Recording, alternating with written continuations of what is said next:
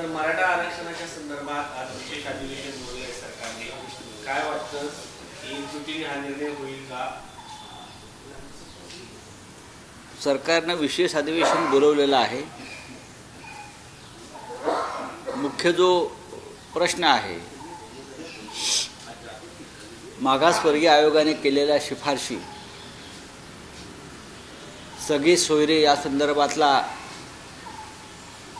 थोडासा वाद, पण हे सगळे विषय हे एकमतानंच या महाराष्ट्रात मिटवायला हवेत. महाराष्ट्राचं सोशल इंजिनिअरिंग, सामाजिक रचना, भारतीय जनता पक्षाचं राज्य या महाराष्ट्रात आल्यापासून पूर्णपणे बिघडलेलं आहे. महाराष्ट्रात देशाला कायम दिशादर्शक आणि आदर्श आणि मार्गदर्शक होता. आज महाराष्ट्र अत्यंत वेगळ्या मार्गाने जाताना निघतोय.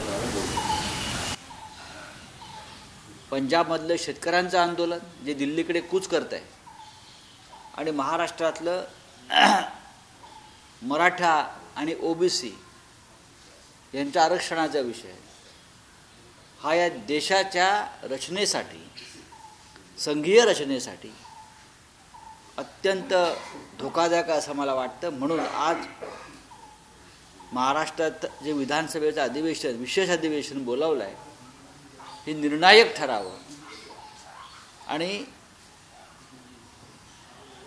ओबीसींच्या कोणत्याही आरक्षणाला धक्का न लागता,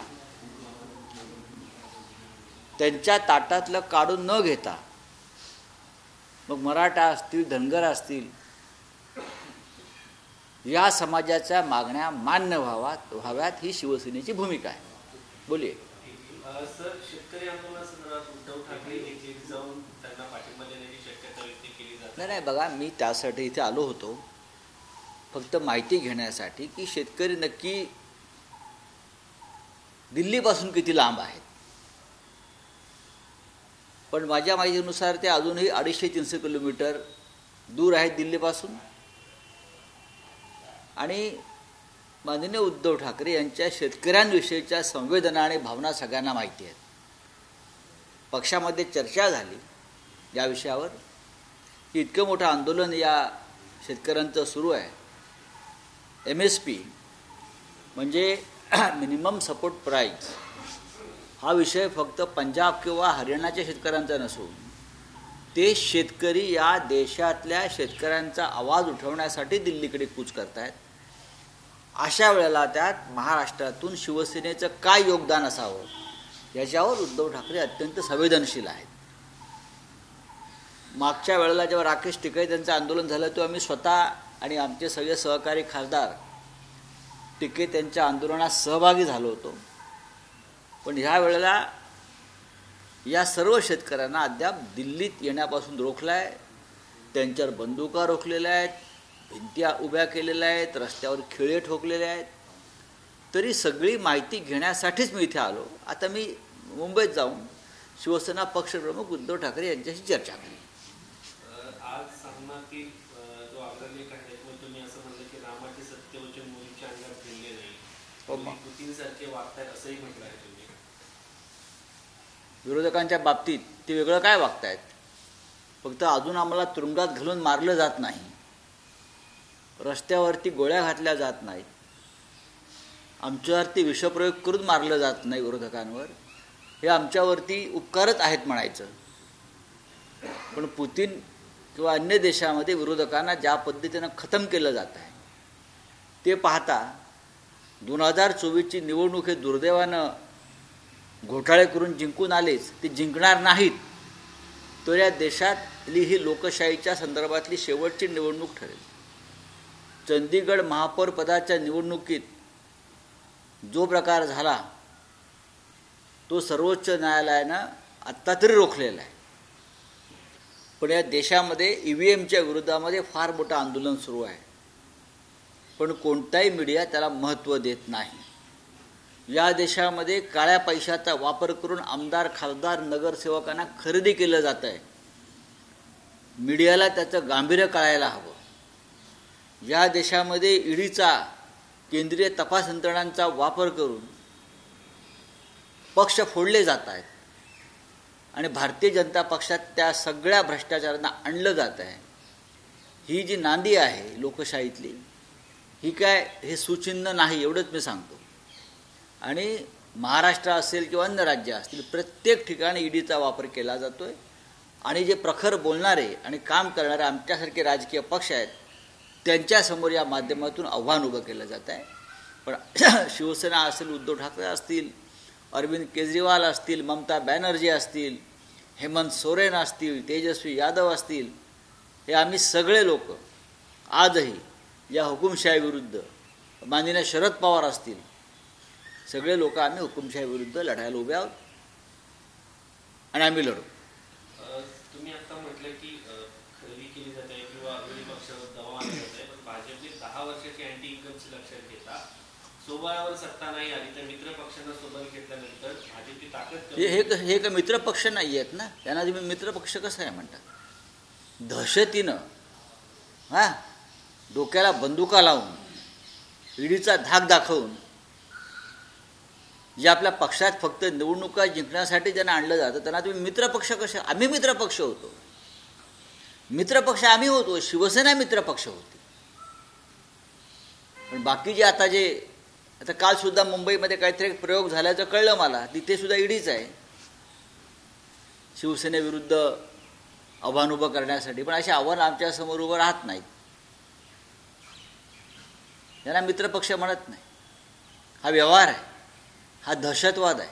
बोलिये. तुम्ही आता त्यांचा उल्लेख केला तर राज ठाकरेंना देखील सोबत घेण्याचा प्रयत्न केला. मी कोणाचा उल्लेख केला नाही, आपण उल्लेख करताय. काही परिणाम होईल शिवसेनेवरती बघा, हे लक्षात घ्या, तुम्ही ज्यांचा उल्लेख केला ते माननीय राज ठाकरे हे का पक्षाचे प्रमुख आहेत. आणि मी सातत्यानं त्यांच्या भूमिका जो ऐकतोय त्या पाहतोय, त्या नरेंद्र मोदी आणि त्यांचा पक्ष भाजप हा महाराष्ट्रावरती अन्याय करतो आहे. हा पक्ष महाराष्ट्राला लुटतो आहे. मराठी माणसाच्या स्वाभिमानाला तुडवतोय. अशा प्रकारच्या भूमिका त्यांच्या पक्षाकडून वारंवार मांडलेल्या आहेत.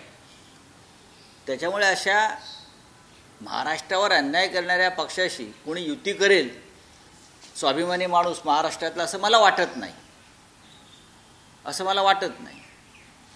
पण शेवटी आता केंद्रीय तपास यंत्रणा कुठपर्यंत पोचत आहेत आणि कशा प्रकारे काम करतात महाराष्ट्रात हे आपण पाहत आहे.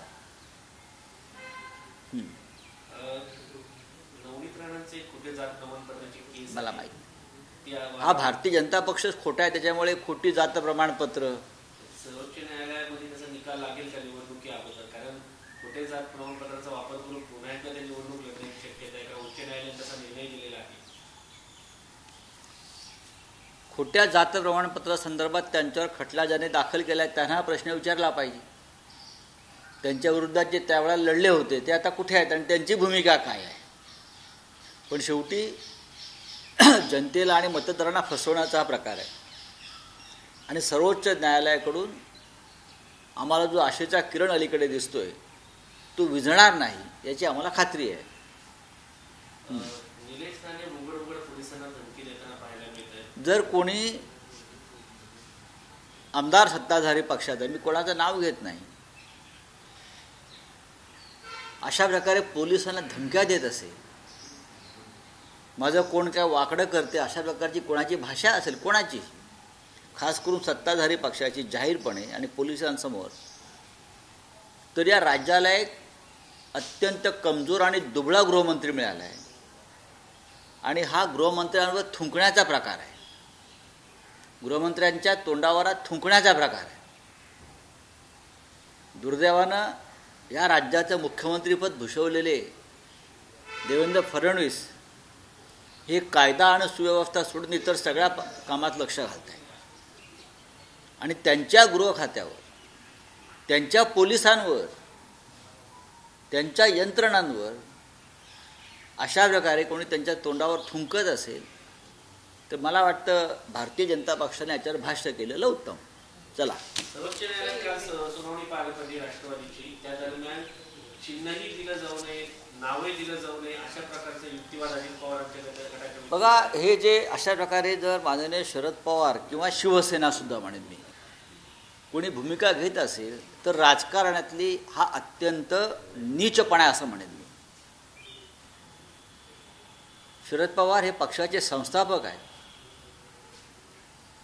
शरद पवारांनी राष्ट्रवादी काँग्रेस पक्ष स्थापन केला, तो आपण दिल्लीतल्या चोरांच्या मदतीनं पळवलात.